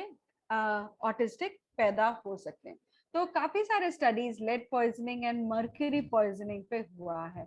ये हमारे डिसेबिलिटी क्षेत्र में अगर आप देखें तो सब्सटेंस अब्यूज या फिर टेरिटोजेंस की बात करते हैं, इन्फेक्शंस की बात करते हैं, तो ये सारा उस श्रेणी में आता है। तीसरा एक और रिसर्च हुआ जिसमें वो कह रहे थे कि अगर माता और बच्चे का एक क्लोज रिलेशनशिप ना हो, जिसको हम नेग्लिजेंट मदर या फ्रिजिड मदर कहते थे, उनका मानना ये था कि माता और बच्चे में क्लोज रिलेशनशिप छोटी उम्र में ना होने के वजह से बच्चे में ऑटिज्म हो सकता है। फिर वो कहते हैं कि अगर तो ये कुछ कारणों के वजह से ऑटिज्म होने के लिए कोई एक स्ट्रॉन्ग इंफॉर्मेशन हमें कभी नहीं मिल पाती। अब बात आई है अगली स्लाइड पर मैं जा रही हूँ, प्लीज इसको रीड करेंगे। सौरभ जी प्लीज रीड करिए। Yes ma'am, yes ma'am. Autism के मुख्य लक्षण: संवादशीलता, अपनी आवश्यकताओं और मांगों को बता पाने और औरों को समझने की क्षमता है। ऑटिज्म से ग्रस्त व्यक्ति बोल तो सकते हैं, लेकिन उन्हें उन्हें अक्षरों को समझने में कठिनाई होती है। वह प्रश्नों और टिप्पणियों का शाब्दिक अर्थ ही समझते हैं। उन्हें उन रूपक अलंकार है वाले, ये थोड़ा हिंदी में मैम गलत लिखा हुआ है शायद। मुझे भी वे लग रहा है। अलंकार वाले और अनेक अर्थ वाले शब्द आसानी से समझ नहीं पाते। उन्हें स्वरों से वार्तालाप आरंभ करना या उसे जारी रखना कठिन लगता है। वह एक वयस्क की भांति बात करते हैं। वह कुछ शब्दों और वाक्यांशों को बार बार दोहराते हैं। संवेदनशीलता संबंधित कठिनाइयां उनके सामाजिकरण पर प्रभाव डालती हैं। यहाँ पे हम बात करें on language and communication. Language acquire करना, भाषा को एक्वायर करना कठिन है। क्यों कठिन है? जैसे मैंने बताया, वो साउंड प्रोडक्शन पे ज्यादा फोकस करते हैं और वो उसका अर्थ नहीं समझ पाते। जो चीजें वो देख सकते हैं, जैसे आपने बोला बेटा ये फोन है, बेटा ये पेन है, बेटा ये ग्लास है, वैसे वो पेन और वो फोन नहीं था, ये ग्लास है। तो जो चीजें वो देख पा रहे हैं, कई बार उसका आवाज क्रिएट करना या फिर उस वर्ड को उच्चारण करना वो सीख पाते हैं। लेकिन जरूरी नहीं है जो चीजें वो देख नहीं सकते उसका अर्थ वो पूरी तरह समझ पाए। जैसे अगर आप बोलेंगे कि मुझे दे दो, तो अगर उसको भूख लग रही है तो भी वो दे दो बोलेगा, उसको अगर दर्द हो रहा है तो भी वो दे दो बोलेगा, उसको अगर किसी भी प्रकार की मदद चाहिए, उसने एक टैग लाइन ले लिया होगा, दे दो दे दो दे दो। कई बार हमने देखा है बच्चे रो रहे होते हैं और हम उठा उठा के चीज देते, ये चाहिए, अच्छा नहीं ये चाहिए, बट असल में उसको किसी ना किसी चीज से तकलीफ हो रही थी। तो लैंग्वेज या फिर संवाद करना, कन्वर्स करना, कम्युनिकेट करना एक ऐसा पड़ाव है जो बच्चे सक्सेसफुली कई बार नहीं सीख पाते।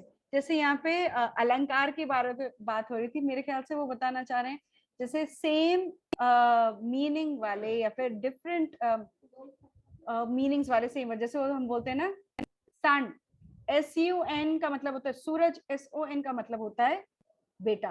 तो सन वर्ड जब बोलते हैं तो वो कंफ्यूज हो जाएंगे कि दोनों का अर्थ क्या है। रोज, गुलाब भी रोज है, and the sun rose from the east. तो जहां पे भी एक ही शब्द के अलग अर्थ होते हैं वो भी दिक्कत है, या फिर एक ही बात को बताने के अगर अलग तरीके, जैसे हम बोलते हैं हैप्पी या फिर एक्साइटेड, या फिर ऐसे भी कोई वर्ड्स होंगे जो प्रसन्नता को अलग अलग तरीके से बता रहे हैं, खुशी, प्रसन्नता, ये आप एक ही चीज को अलग अलग तरीके से बता रहे हो।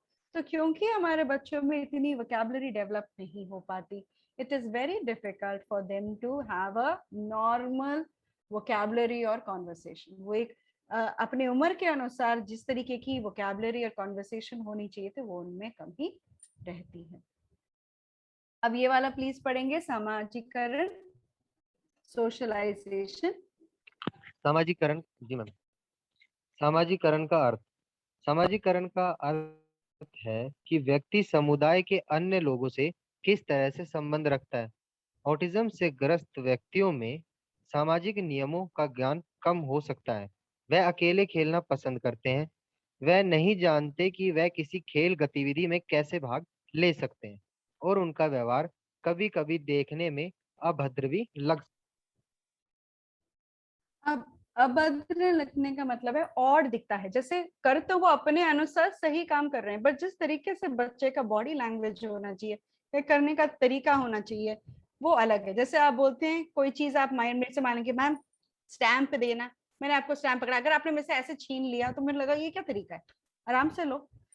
इन बच्चों में कुछ बिहेवियर्स बहुत ही ज्यादा एग्जैजरेटेड होते हैं या फिर बहुत अलग होता है, तो कुछ हरकतें वो बहुत ही डिफरेंट करते हैं, इस वजह से लोग उनके साथ ज्यादा बैठना कई बार पसंद नहीं करते। जैसे मैं आपको बता रही थी वो बच्ची जो दूसरों के टिफिन में से उठा के खा लेती है, दूसरे बच्चों को वो बहुत ही अजीब लगा और उनको वो गंदा लगा, तो उसके साथ ही रहना चाहते। तो सामाजिकरण में कई बार वो बिल्कुल ही इंटरेस्ट नहीं लेते, आपके आसपास नहीं आना चाहते, आपके साथ बैठना नहीं चाहते, आप उनके पास जाके हेलो बेटा करके बोलोगे वो उठ के कहीं और चले जाएंगे, या फिर वो वाला लेवल रहता है, या फिर बहुत ज्यादा उनको इन्वॉल्वमेंट चाहिए होती है, वो कुछ ना कुछ लेते रहेंगे, बार बार आपको तंग करते रहेंगे, वो वाला लेवल रहता है। तो ऑटिज्म में ये एक अटपटापन या फिर क्या बोलते हैं मिसमैच सोशलाइजेशन में रहता है। यहाँ पे आपका हिंदी का पोर्शन खत्म हुआ। थैंक यू सौरभ, आपका बहुत अच्छी, थैंक यू। और कोट करने के लिए बहुत ही ज्यादा धन्यवाद। अब हम यहाँ पे डायग्नोसिस की बात कर रहे हैं। कल मैंने आपको जैसे बताया डायग्नोस्टिक एंड स्टैटिस्टिकल मैनुअल में हर डिसऑर्डर का एक बोलते हैं ना एक क्राइटेरिया रहता है कि किसी व्यक्ति को आप कब ऑटिस्टिक कहेंगे। तो इनके कुछ सेक्शंस है। ए सेक्शन में डेफिसिट ऑफ सोशल कम्युनिकेशन है, बी सेक्शन में रिस्ट्रिक्टेड बिहेवियर पैटर्न्स है, सी डी ई अलग श्रेणियों की बात है जहाँ पे हम कोमॉर्बिड बिहेवियर्स की बात कर रहे हैं। तो स्टार्टिंग से शुरू करते हैं। जब हम सोशलाइजेशन की बात करें, हर चेकलिस्ट में उनके पास मान लीजिए 12-15 आइटम्स होंगे, 12-15 में से एटलीस्ट 6 आइटम्स में उनका टिक होना चाहिए, तभी हम मानेंगे कि उस बच्चे में ऑटिज्म होने की संभावना है। ठीक है, जैसे पहला डोमेन में आया सोशल इमोशनल रेसिप्रोसिटी, जिस तरीके से हम उसके साथ व्यवहार करेंगे क्या वो उसी तरीके से हमें रिस्पॉन्ड करता है या नहीं। सेकेंड, नॉन वर्बल कम्युनिकेशन बच्चे में है या नहीं। इसको मैं जरा रीड करूंगी क्योंकि ये सारे इनके डायग्नोस्टिक क्राइटेरिया हैं, बस समझने की आप कोशिश करिएगा।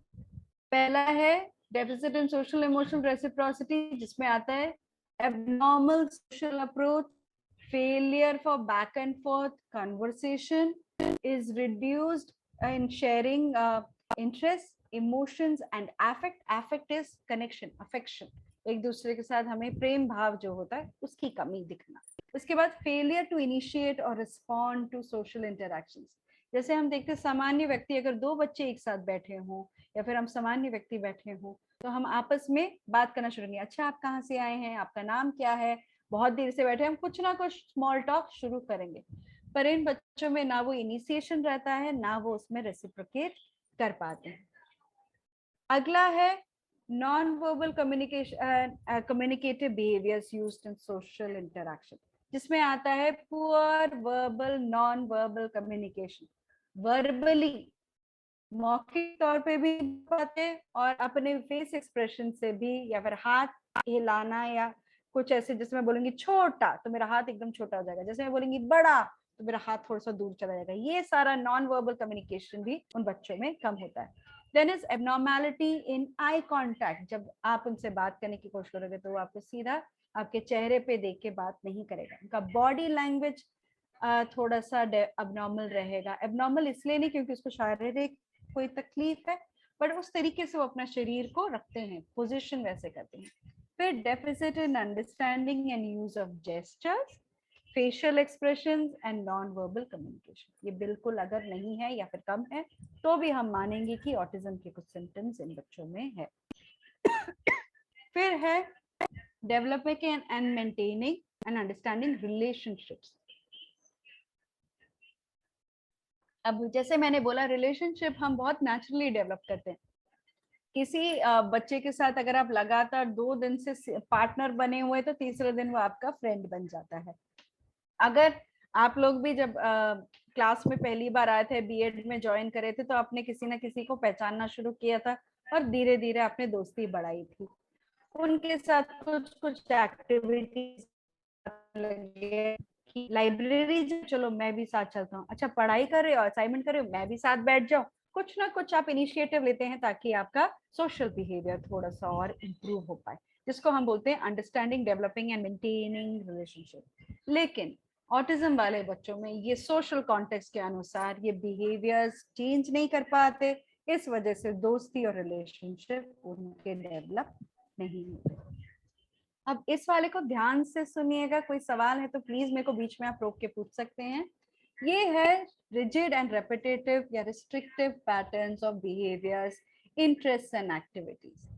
इनके 4 विभाग है, स्टेरियोटिपिकल मोटर मूवमेंट, इंसिस्टेंस या ऑफ सेमनेस या इनफ्लेक्सिबिलिटी। थर्ड है रिस्ट्रिक्टेड इंटरेस्ट और एबनॉर्मल इंटेंसिटी ऑफ फोकस। और चौथा है हाइपर या hypo reactivity to sensory inputs. पहला वाला बोलता है जिस तरीके से आप अपने चीजों को रखते हैं, जिस तरीके से आप सामान्य रूप से खेलने की प्रक्रिया रखते हैं, कि अगर मैंने आपको 5 चम्मच दे दिए उसको भी आप लाइन से लगा रहे हैं, मैंने आपको 4 गाड़ियां दे दी उसको भी आप लाइन से लगा रहे हैं, मैंने आपको गेंद अलग अलग साइज की दी है तो वो भी आप साइज के अकॉर्डिंग अरेंज कर रहे हैं। बहुत ही रेपिटेटिव मोटर बिहेवियर जब रहता है या फिर सेमनेस रहता है, या फिर आपका खिलौनों में इंटरेस्ट रिस्ट्रिक्टेड रहता है, या फिर आपको कुछ चीजों के पदार्थों से हाइपर सेंसिटिविटी या हाइपो सेंसिटिविटी होती है, ये सब इसके अंदर आएगा। इसमें 2 वर्ड्स हैं जो आप देखिएगा, एक है इकोलेलिया। इकोलेलिया का मतलब है जब बच्चा बात करता है तो उसका जवाब भी सेम निकलता है। जैसे मैंने पूछा बच्चे से आपका नाम क्या है, तो बच्चा भी वहां से पलट के बोलेगा आपका नाम क्या है, उसके हिसाब से उसने उसका जवाब दिया है। सोनिया जी अपना माइक ऑफ करिएगा। सोनिया पाल, थैंक यू। तो इकोलेलिया में आपका ये एक प्रॉब्लम रहती है, बच्चे से आप जो भी पूछोगे उसका जवाब कैसे देना है उसको नहीं समझ आता, तो उसी तरीके से उसको रिपीट कर लेता है, उसको इकोलेलिया कहते हैं। इकोलेलिया इमीडिएट भी होता है और डिलेड भी होता है। कई बच्चे इंस्ट्रक्शंस अपने आप देते रहते हैं काम करते वक्त, जो भी उन्होंने टीचर्स को बोलते हुए सुना था वो अपने आप को मेंटेन करने के लिए उन्हीं चीजों को दोहराते रहते हैं, उसको हम डिलेड इकोलेलिया कहते हैं। इमीडिएट हो गया, जैसे मैंने आपको बताया, मैंने पूछा आपका नाम क्या है और बच्चा भी उधर से सेम चीज बोल रहा है, तो इकोलेलिया 2 टाइप के होते हैं। तीसरी बात है उनका डिले इन डेवलपमेंट रहेगा।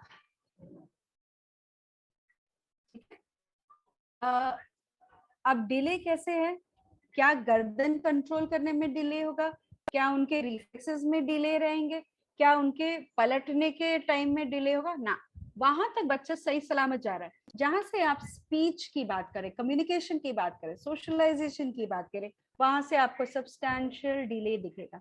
हमारे चेकिंग में भी थोड़ा सा फर्क है कि हम कभी भी बच्चों के डेवलपमेंटल डिलेज देखते हैं सिर्फ इन फोकस करते हैं, क्या उसको दिखाई दे रहा है, क्या बच्चे को सुनाई दे रहा है, क्या वो जो खाना हम दे रहे हैं वो निगल पा रहा है, क्या उसके हाथ पैर सही सलामत है, क्या उसका नेक कंट्रोल आया कि नहीं, शारीरिक पूरा हम चेकिंग कर लेते हैं। लेकिन भाषा, सोशलाइजेशन, इन सब को हम थोड़ा सा निग्लेक्ट करते हैं। तो आपका जो अर्ली डेवलपमेंट है वो तो ठीक रहेगा, बट धीरे धीरे जहां जहां सोशल डिमांड बढ़ता जाएगा बच्चे में भी आपकी क्षमताओं में कमियां आपको दिखने लग जाएंगी। तभी मैं कह रही थी कि 18 महीने की उम्र से ही ये सिम्टम्स दिखने लग जाते हैं, बट कई बार बच्चा तीसरे साल में जब 3 साल का हो जाता है तभी आइडेंटिफाई हो पाता है या फिर उससे भी बाद। ठीक है, अगला है symptoms that cause clinically significant impairments, जैसे आई कांटेक्ट ना होना, या फिर बिल्कुल ही आंखें बंद रखना, या फिर बिल्कुल ही दूसरों से अलग बैठना। कुछ ना कुछ क्लिनिकल इम्पेयरमेंट्स आपको देखेंगे जो हाथ पैर के मूवमेंट से भी रिलेटेड होगा। जैसे छोटी चीजें आकार को नहीं पकड़ पाता, आप उसका फिजियोथेरेपी चेक करेंगे, उसको कोई दिक्कत नहीं है, लेकिन वो वाले एक्टिविटीज वो नहीं करेगा। या फिर उसको सीढ़ियों से उतरने में बहुत डर लगता है, या सीढ़ियां चढ़ने में उसको बहुत डर लगता है। कुछ ना कुछ इनसिग्निफिकेंट इम्पेयरमेंट आपको सिम्टम्स दिखेंगे। ये वाले जो 3 श्रेणियां, जरूरी नहीं है इसमें टिक हो, पहले के 2 में अगर 6 आइटम्स हो जाते हैं तो वो ऑटिज्म की ओर दर्शाता ही है। ये जो 3 आइटम्स हैं उसमें बच्चे को सिर्फ सपोर्टिव इम्पेयरमेंट्स कौन कौन से हैं वो बताता है। जैसे ई वाले पार्ट में वो कहा गया है कि हो सकता है कि ऑटिज्म के साथ बच्चे को मानसिक मंदता हो, या फिर सेरेब्रल पाल्सी हो, या फिर उसको देखने में कोई दिक्कत हो, या फिर उसको सुनाई देने में कोई दिक्कत हो, कोई ना कोई को एग्जिस्टिंग डिसेबिलिटी भी हो सकती है। ठीक है, तो सिवियरिटी लेवल्स की ओर हम जाएंगे। सिवियरिटी 3 प्रकार के वो कहते हैं, autism level 1, level 2 and level 3। ये जो मैं आपको सिम्टम्स बता रही हूँ ये DSM-5 के अनुसार है, जो लेटेस्ट है। DSM-4 में इनका सिवियरिटी लेवल बताने का तरीका या फिर टाइप्स बताने का तरीका अलग था। उधर वो रेड सिंड्रोम की बात कर रहे थे, वो परवेसिव डेवलपमेंटल डिसऑर्डर्स की बात कर रहे थे, या एस्पर्जर्स की बात कर रहे थे। लेकिन आप उस पर मत जाइएगा, अभी सिर्फ ये वाला लर्न करके भी आप लिख लेंगे तो आपका काम हो जाना चाहिए। तो ऑटिज्म के लेवल्स, सिवियरिटी लेवल्स 3 प्रकार के होते हैं। फर्स्ट लेवल जिसमें मदद की जरूरत है क्योंकि बच्चा अपने आप को सोशल इन्वॉल्वमेंट से दूर रख रहा है। दूसरा लेवल ज्यादा सपोर्ट की जरूरत है क्योंकि बच्चा अपने ही रिजिड पैटर्न ऑफ बिहेवियर्स में ही खुश रहता है। थर्ड सिवियर लेवल है क्योंकि उसका वर्बल एंड सोशल रिलेशनशिप्स बहुत ही ज्यादा डिफरेंट है, ना कोई प्रोडक्टिव वो काम खुद से कर पा रहा है, ना अपने इंटरेस्ट बता पा रहा है। बहुत ही उस वाले कैटेगरी में इंटेलेक्चुअल डिसेबिलिटी होने के चांसेस अधिक हैं।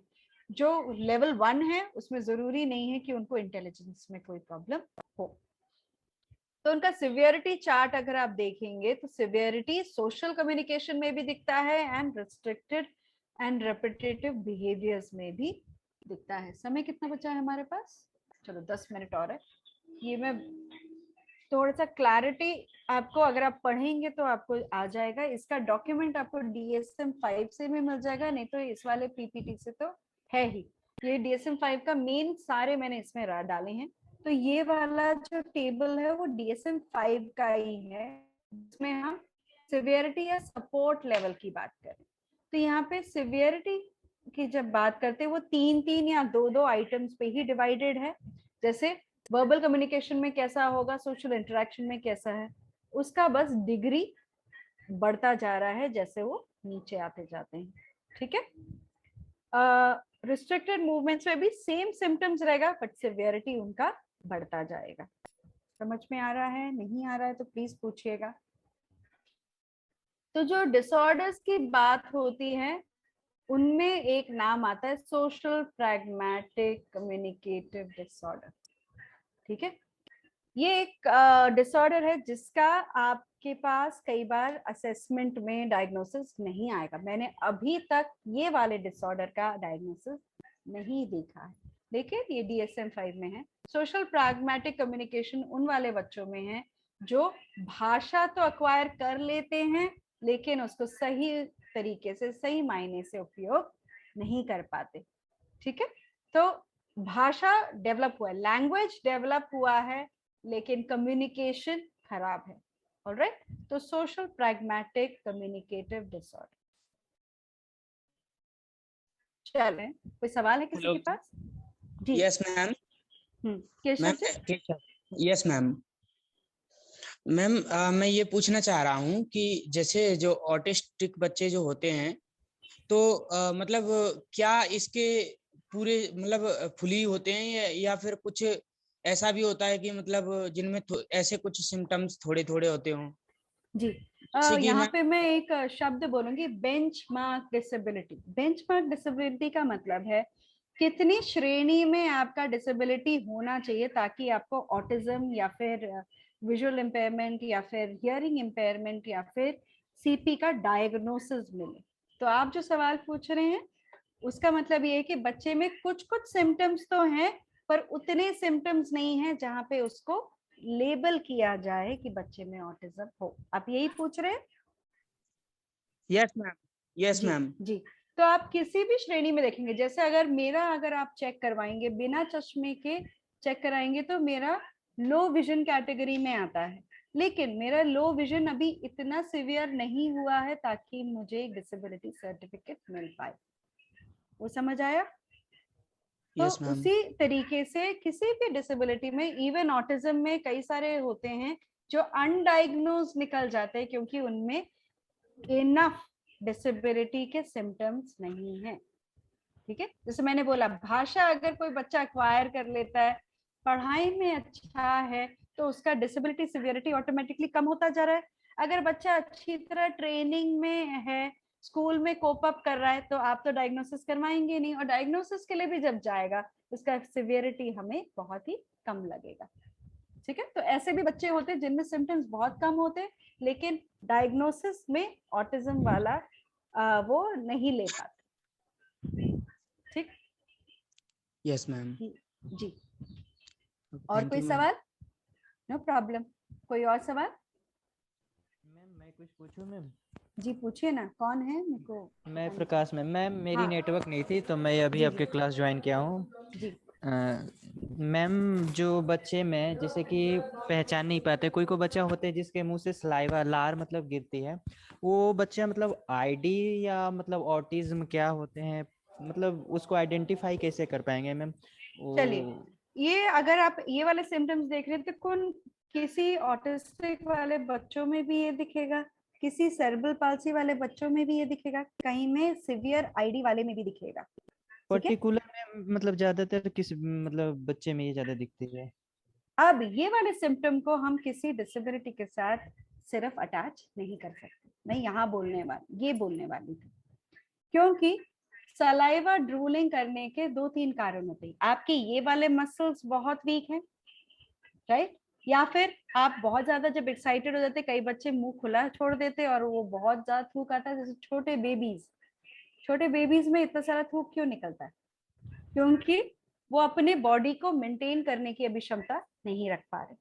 तो जब आप जांच करेंगे तो किस श्रेणी में जाएगा, ये एक डॉक्टर या फिर एक ऑक्यूपेशनल थेरेपिस्ट या फिर मनोवैज्ञानिक ही बता पाएंगे। लेकिन drooling is seen in some children with autism, is seen in some children in cerebral palsy, and is seen in some children with severe mental retardation. ये तीनों श्रेणियों में आपको ये वाला सिम्टम दिखेगा ही दिखेगा। जैसे हम बोलते हैं भाषा अक्वायर ना करना भी इन तीनों में दिखता है। आईडी में भी बच्चे होते जो भाषा ठीक से नहीं बोल पाते, ऑटिज्म में भी होता है, सीपी में भी होता है, बट तीनों के कारण अलग होते हैं और तीनों के ट्रेनिंग अलग होती है। उसी सेम तरीके से जो आप ड्रूलिंग की बात कर रहे हैं, जिस बच्चे में भी होगा उसका ट्रीटमेंट प्लान अलग होगा। जैसे सीपी का मैं एग्जांपल दूंगी, सीपी में होता क्या है, आपका फेशियल मसल्स बहुत ही वीक होता है जिसके वजह से ड्रूलिंग ज्यादा रहती है। आपके मुंह में सलाइवा उतना ही डेवलप हो रहा है, लेकिन बात करते करते आपको स्वॉलो करने की आदत धीरे धीरे हम डेवलप करते हैं। बट इन बच्चों में वो डेवलप नहीं हो पाता बिकॉज उनके मसल्स बहुत ही वीक है, बहुत ही ज्यादा वीक है। तो हम उनको ट्रेनिंग देते, एक थोड़ा सा हार्ड वाला जो तौलिया जैसा वो हैंकरचिफ नहीं होता, उससे इधर रब करते हैं। वो थेरेपी के मायने से रब करते हैं ताकि उनके मसल्स को ट्रेनिंग मिले। या फिर जो बच्चे इंटेलेक्चुअल डिसेबिलिटी में ड्रूल करते हैं, उनका रीजन ये होता है कि वो इतने खो चुके होते हैं एनवायरनमेंट में, वो अपना ध्यान नहीं करते कि उनको स्वॉलो करना है। तो हम क्या बोलते हैं, बेटा पानी पियो। हम उनको रब करने को हमेशा नहीं बोलते, उनको पानी पीने को बोलते हैं। तो वो ऐसे करके दिखाते, तो बच्चे को आदत पड़ जाती है सलाइवा को अंदर लेना है, वो याद दिलाने के लिए। ऑटिज्म में अगर हो रहा है, इसका मतलब ऑटिज्म के साथ उस बच्चे को कोई और भी प्रॉब्लम है। हो सकता है इंटेलेक्चुअल डिसेबिलिटी हो, हो सकता है सेरेब्रल पाल्सी। ठीक है, आपका सवाल का जवाब मैं दे पाई क्या? जी मैम, मैम थोड़ा 5 मिनट और समरी जो अब तक जो बताया ना मैम, मैं नहीं जुड़ पाया, वो थोड़ा बता देते ना मैम। समरी बहुत ही आसान है। समरी सिर्फ इतना है, ये वो बच्चे होते हैं जिनका सोशलाइजेशन में प्रॉब्लम है, लैंग्वेज में प्रॉब्लम है और बिहेवियर पैटर्न्स अलग है। इनमें इंटेलेक्चुअल डिसेबिलिटी होने के आसार कम है। हो सकता है ऑटिज्म के साथ इंटेलेक्चुअल डिसेबिलिटी हो, लेकिन autism does not mean less intelligence. उनका सोशलाइजेशन कम है, उनका लैंग्वेज एक्विजिशन कम है और उनका बिहेवियर अटपटा और रेपिटेटिव होता है। यही इसका वो है, शॉर्ट फॉर्म है। और कोई सवाल? मैम मुझे छोटी सी एक चीज पूछनी है जी इसमें मैम। जैसे कि अभी जैसे इन्होंने लार गिरने वाली जो बात बताई थी, तो जी। मैम नॉर्मल ये तो किसी के में भी हो सकता है मैम, हल्का फुल्का। एग्जैक्टली जैसे मैंने बोला, हर सिम्टम, ऑटिज्म में एक चीज याद रखिए या फिर आप सामान्य डेवलपमेंट में भी याद रखिए, ये जितने भी बिहेवियर्स हम लिखते हैं ना ये चेकलिस्ट में, हम सब में कोई ना कोई बिहेवियर होगा। जैसे हम पहले मजाक में कहते थे, अगर हम MDPS भी उठा के अपना चेकिंग करें तो काफी सारे आइटम्स रॉन्ग ही तो आएंगे। Yes ma'am. इसका मतलब आपको डायग्नोसिस मिल गया। जैसे किसी को अगर मिर्गी के दौरे आए हैं, लाल नहीं टपकेगी, होगा यस ना। मैम। हम जब सोते हैं और बहुत गहरी नींद में होते हैं और जब हम उठते हैं हमारे यहाँ सब थूक होता है, क्यों? क्योंकि हमें सेरेब्रल पाल्सी है, हमारे मसल्स ढीले पड़ गए और जो हम नेचुरली कर रहे थे शायद उस टाइम पे नहीं करना। तो लाल टपकना is only a symptom. Is it a problem और नॉट, उसकी सिवियरिटी पे डिपेंड करता है। हर अवस्था में अगर बच्चा सेम बिहेवियर दिखा रहा है तो वो एक डिसेबिलिटी का कारण हो सकता है। कभी कभी होना या फिर कुछ समय के लिए होना इज नॉट इनफ। हाँ जी, हाँ जी, कौन पूछ रहा है अभी सवाल? नाम बताओ प्लीज। मैम यशपाल। हाँ जी यशपाल जी बताइए। मैम एक स्लाइड में आया था कि महिलाओं की अपेक्षा पुरुषों को ज्यादा होता है ऑटिज्म, हाँ, ऐसा क्यों? और अब ऐसा क्यों का जवाब तो मेरे पास भी नहीं है, बट ऑटिज्म लड़कों में ज्यादा दिए जाएंगे। अगर आप एक स्कूल में अगर ऑटिस्टिक बच्चों की मात्रा देखेंगे तो कभी इक्वल नहीं होता कि लड़कियां भी उतनी है लड़के भी उतने हैं। जितने भी इंसिडेंसेस, नए केसेस जब भारत में या फिर किसी भी देश में ढूंढे जाते हैं तो 4 लड़के होते हैं और उसमें 1 लड़की होती है। लड़कियों में कम होता है क्योंकि इसको मेल ब्रेन डिसऑर्डर भी पुराने जमाने में कहा जाता था, क्योंकि वो बोलते थे कि ये लड़कों में ज्यादा होता है। जैसे रेट सिंड्रोम, अगर आप DSM-4 देखेंगे तो रेट सिंड्रोम सिर्फ लड़कियों में होता है। अगर आप मुड़ के मेरे से पूछे रेट सिंड्रोम लड़कों में क्यों नहीं होता, तो उसका भी मेरे पास जवाब नहीं। वो जेनेटिक डिसऑर्डर है जो लड़कियों में होता है, ऑटिज्म का टाइप था वो। वैसे ही ऑटिज्म अगर आप मात्रा में देखें तो लड़कों में ज्यादा होता है और लड़कियों में कम।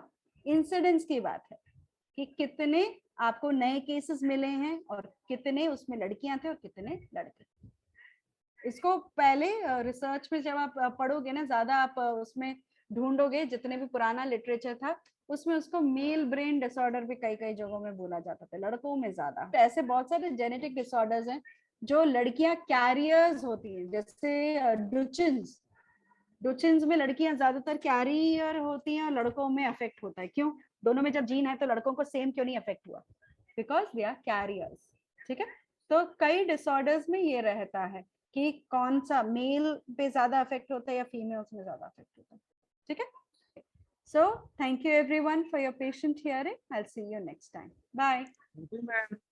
Welcome. Thank you ma'am. Bye ma'am. Bye. Thank you, ma'am. Thank you so thank you much. Ma'am.